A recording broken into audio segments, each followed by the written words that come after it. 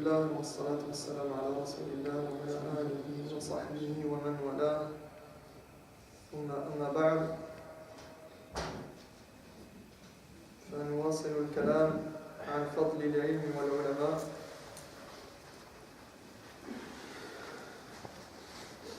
ونستكمل قراءتنا لكتاب البحر الرائق في الزهد والرقائق.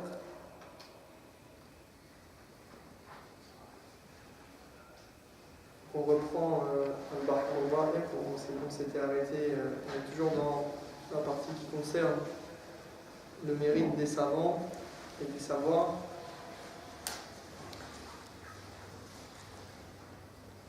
Et on s'était arrêté au hadith où le prophète sallallahu alayhi wa sallam nous dit فيما رواه البخاري ومسلم من حديث معاوية رضي الله عنه قال سمعت رسول الله صلى الله عليه وسلم يقول من يريد الله به خيرا يفقهه في الدين. Donc on s'était arrêté avec le hadith de Muawiya qui est rapporté par Al-Bukhari et Muslim où le prophète sallallahu alayhi wa sallam dit celui à qui Allah veut le bien, il fait de lui quelqu'un d'instruit dans la religion. Et on avait dit que le hadith tel qu'il est formulé, eh bien, il indique que lorsqu'Allah veut du bien à une personne, eh bien, il le met sur la voie de l'étude de la religion, de l'apprentissage de sa religion. Et pas forcément pour devenir un savant, pas forcément pour être un étudiant en sciences religieuses à proprement parler, pas forcément dans le but de faire des cours ou de monter sur le minbar, mais il fait de lui quelqu'un d'éclairé et qui ne fait pas les choses au hasard lorsqu'il pratique sa religion. Il le met dans des assises qui lui permettent de lui ouvrir les yeux sur certains aspects de sa religion et il place des gens qui lui permettent de découvrir certaines choses qui lui étaient auparavant obscures, cachées et dont il n'avait pas conscience. Et au contraire, ou à l'inverse, في منطوق ومفهوم عفوا الحديث لأن هناك منطوق ومفهوم فهذا هو المنطوق منطوق الحديث بمعنى من يريد الله به خيرا يعلمه ويفقهه ويعلمه في الدين. ويدل هذا الحديث بمفهومه على أن من لم يريد الله به خيرا لم يفقهه في الدين. Donc la compréhension inversée du hadith, elle tend à signifier que toute personne qui est éloignée, détournée de l'apprentissage de sa religion, eh bien, Allah ne lui a pas voulu le bien. Car s'il lui avait voulu le bien, il l'aurait guidé vers l'apprentissage. Et donc, on avait terminé sur cette note que si Allah nous offre des possibilités d'apprendre, d'étudier notre religion, ne serait-ce qu'à des niveaux simples, et chacun selon ses aptitudes et son niveau, ses compétences, son temps, ses besoins aussi, eh bien cela veut dire qu'Allah nous veut du bien et qu'il nous a guidés vers le bien, donc c'est une occasion à saisir et il ne faut pas s'en priver.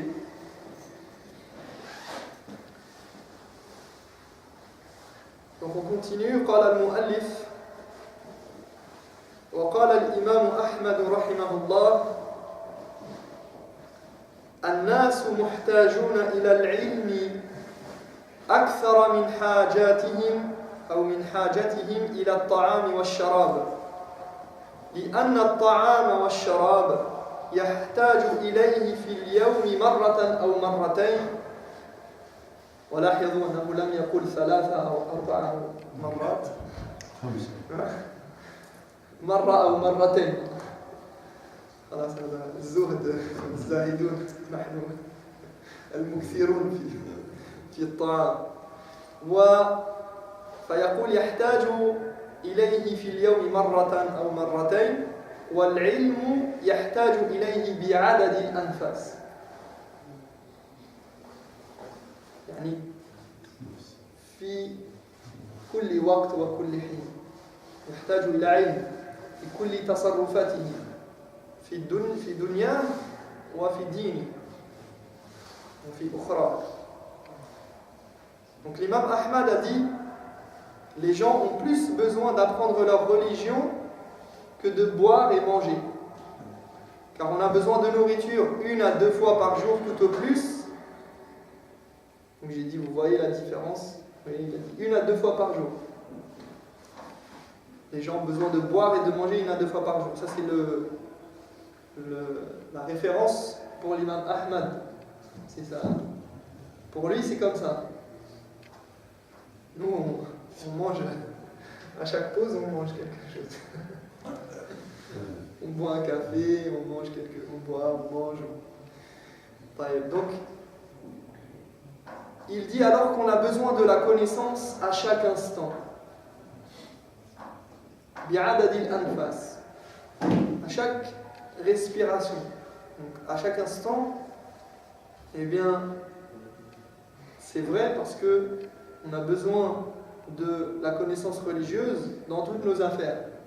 Dans tout ce qu'on fait, que cela concerne les affaires de ce bas monde, pour savoir ce qui est licite ou illicite, est-ce que j'ai le droit d'acheter une maison avec crédit de telle ou telle manière, est-ce que j'ai le droit de vendre telle et telle chose, est-ce que j'ai le droit d'acheter, est-ce que j'ai le droit de prendre telle ou telle assurance, est-ce que j'ai le droit d'investir dans les actions, est-ce que j'ai le droit de me marier avec telle personne, est-ce que j'ai le droit de manger telle ou telle chose, comment je fais ma prière, comment je fais ma zakat, comment je fais mon pèlerinage.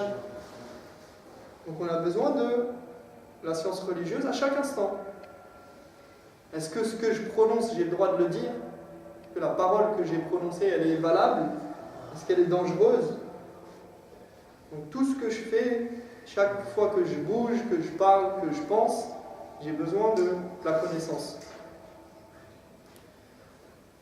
Alors que si tu ne manges pas déjà, ou tu ne bois pas, au pire, qu'est-ce que tu risques? Tu risques de perdre quoi? Ad-dunya, ce bas monde. Mais si tu ne connais pas ta religion, eh bien tu risques de perdre quoi? L'éternité. Al-akhirah. Comme salam. Lequel des deux compte le plus? C'est l'akhirah.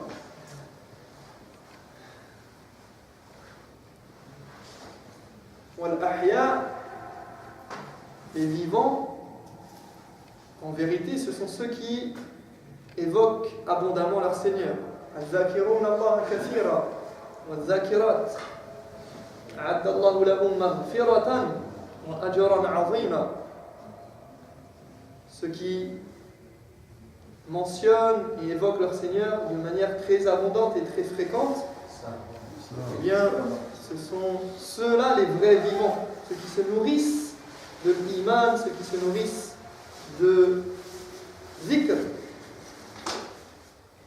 du nom d'Allah, et non pas ceux qui passent leur temps à manger, à boire. Parce que ton corps peut être en vie, mais tu peux être mort à l'intérieur. Amwatun ghayru ahya. Comme le dit Allah subhanahu wa ta'ala dans le Coran, il parle des non-croyants et il dit qu'ils sont morts. Morts, leur cœur il est mort.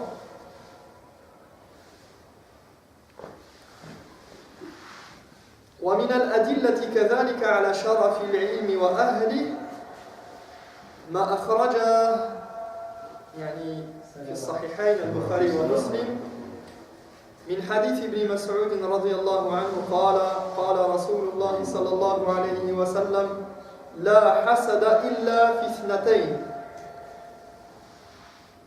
وهنا الحسد بمعنى الغبطة، تمني أن يكون لك مثل ما من أخيك. وهذه الدرجة الأولى، لأن الدرجة الثانية تمني زوال مال أخيك زيادة إلى تمني المثالية أو المثل. لا حسد إلا في اثنتين: رجل آتاه الله مالا فسلطه على هلكته في الحق، ورجل آتاه الله الحكمة فهو يقضي بها ويعلمها.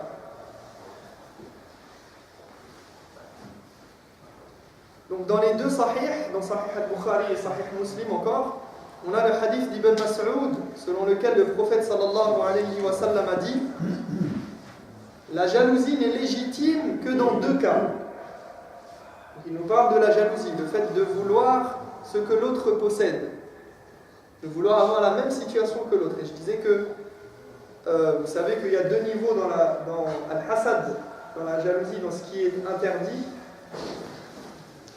Il y a le premier degré et le premier niveau qui est grave, mais qui est moins grave, c'est simplement de vouloir la même, d'envier l'autre pour une situation, de vouloir la même chose que lui. De vouloir avoir cette chose-là pour nous, comme l'autre la possède et l'a. Et en a bénéfice et il peut en jouir. Le deuxième degré, le deuxième cas qui est plus grave auprès d'Allah subhanahu wa ta'ala, c'est de vouloir ce qu'il a, mais de vouloir que lui ne l'ait plus. De vouloir que la personne elle a, c'est pas une belle voiture, et bien j'aimerais bien avoir sa voiture. Ça, c'est le premier degré de jalousie. Et le deuxième, c'est j'aimerais bien l'avoir moi et que elle ne l'ait plus. Que cela disparaisse pour que ce soit moi qui puisse l'avoir, qui puisse en jouir, et que l'autre, elle n'ait pas cette chose que moi je vais avoir à sa place. Donc le prophète alayhi salatu wassalam nous dit que la jalousie n'est légitime que dans deux cas. Une personne à qui Allah a accordé une fortune et lui a donné le pouvoir de la dépenser dans le bien.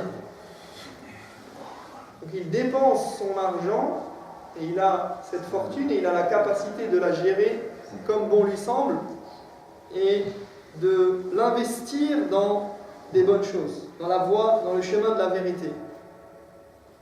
Ça c'est le premier cas. La personne qui a de l'argent et qui l'utilise dans le bien. Et deuxièmement, une personne à qui Allah a donné la sagesse qui lui permet de juger et qu'il transmet aux autres. Donc avec cette sagesse, avec ce savoir, cette connaissance et cette clairvoyance, eh bien il juge, soit il juge entre les gens dans les conflits, soit il juge, il l'utilise à bon escient pour trouver des solutions. Et il transmet ce savoir aux autres. Donc vous voyez que cela signifie qu'il faut vouloir se rapprocher d'Allah subhanahu wa ta'ala et qu'il faut plutôt vouloir ce qui permet de rapprocher d'Allah donc, et qui permet de lui plaire et viser l'au-delà et non pas ce bas monde, tout en ayant des choses de ce bas monde, parce que l'argent c'est quelque chose de ce bas monde mais qui est un tremplin et qui est utile et qui sert à obtenir l'au-delà. La connaissance, c'est quelque chose de ce bas monde aussi. C'est quelque chose qui élève dans ce bas monde, peu importe l'intention. Donc c'est quelque chose de la dunya, mais qui permet d'aller vers l'au-delà. Donc ces deux choses-là, l'argent et la connaissance, eh bien, doivent être mises au service de l'akhirah, de ce qui rapproche de notre Seigneur.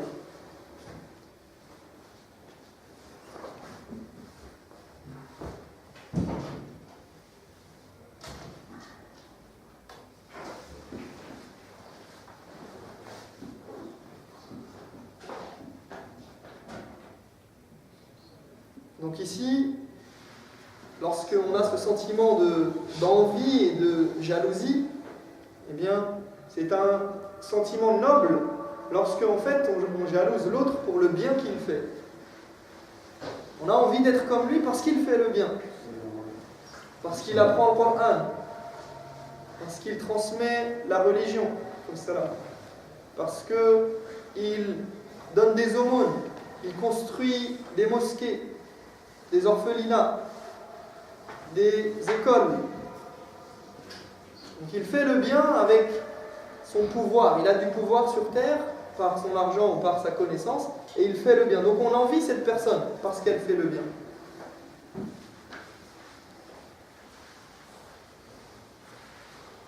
Et celui qui a envie d'être comme cette personne, eh bien, فَهُوَ مَأْجُورٌ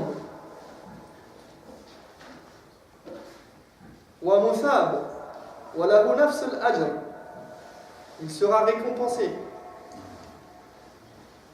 Mais celui qui cherche que ce bas monde, pour ce bas monde et pour les plaisirs de ce bas monde et pour simplement satisfaire son ego, eh bien lui, il est comme tous ceux qui voulaient ce bas monde. قال الذين يريدون الحياة الدنيا يا ليت لنا مثل ما أوتي قارون إنه لذو حظ عظيم. Qarun, Corée, se présenta un jour devant son peuple avec tout son faste, avec tout ce qu'il a de précieux et tout son attirail.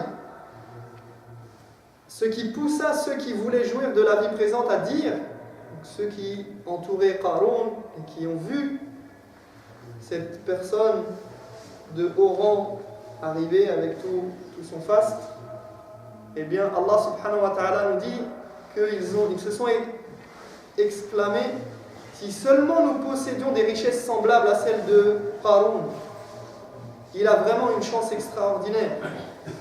Donc ici, c'est les premiers.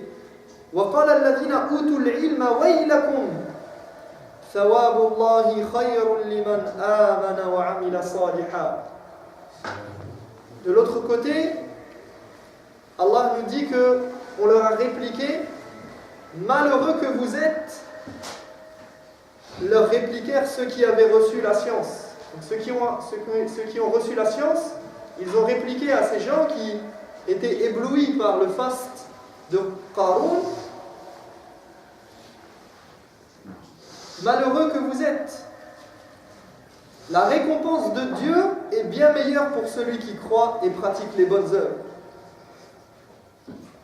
Donc ne soyez pas éblouis par cet argent, par cette notoriété, par cette puissance, ce pouvoir, mais le croyant, il doit être ébloui par les bonnes œuvres, par les bonnes actions, par quelqu'un qui a appris le Coran, quelqu'un qui sait réciter le Coran, quelqu'un qui connaît la sunna du prophète sallallahu alayhi wa sallam et qui la met en pratique, quelqu'un qui fait le bien, quelqu'un qui s'occupe de la mosquée, qui ouvre et qui ferme la mosquée. Vous connaissez l'histoire de la femme qui nettoyait la mosquée du temps du prophète alayhi salatu wassalam, et elle est morte. Et le prophète sallallahu alayhi wa sallam, il la cherchait. Il la voyait plus. Et les sahaba, elle est morte, ils se sont dit: bon, on va faire salat janaza, on va l'enterrer, etc. Ils n'ont pas pensé à informer le prophète alayhi salatu wassalam que cette femme était morte. Et le prophète sallallahu alayhi wa sallam, lorsqu'il a su qu'ils avaient agi de la sorte, eh bien, il a été très touché. Parce que c'était quelqu'un qui peut-être n'avait pas de valeur auprès des gens, mais pour lui, elle avait beaucoup de valeur. Pourquoi ? Parce qu'elle s'occupe de la mosquée. Personne ne la remarque, personne ne la connaît, personne ne fait attention à elle, mais en fait, elle a beaucoup de valeur. Elle ne va pas éblouir les gens par ses paroles, par ses habits, par son travail, son rang dans la société, non.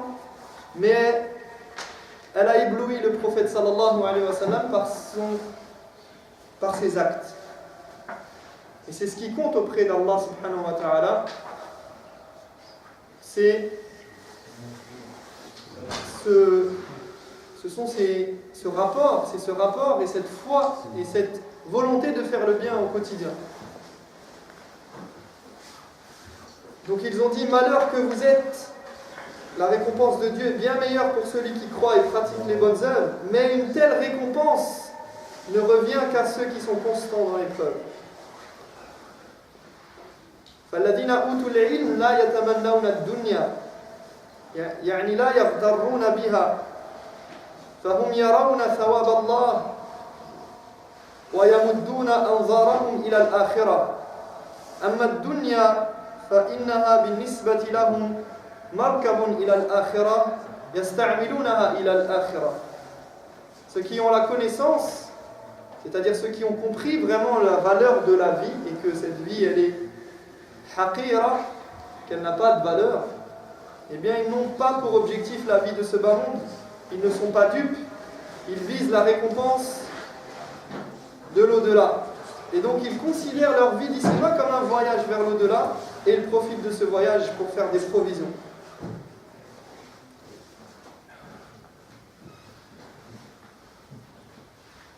Et donc le prophète sallallahu alayhi wa sallam nous indique ici qu'il ne faut envier personne en espérant être dans la même situation qu'un autre, excepté dans ces deux situations dont le point commun est la bienfaisance dirigée vers autrui, que ce soit à travers le savoir transmis ou utilisé à bon escient ou encore son argent. Hormis ces deux cas, ce n'est pas autorisé car il n'y a aucun intérêt pour les autres. فنسأل الله تبارك وتعالى أن يجعلنا من الذين يستمعون القول فيتبعون أحسنه. سبحانك اللهم وبحمدك أشهد أن لا إله إلا أنت أستغفرك وأتوب إليك. جزاكم الله.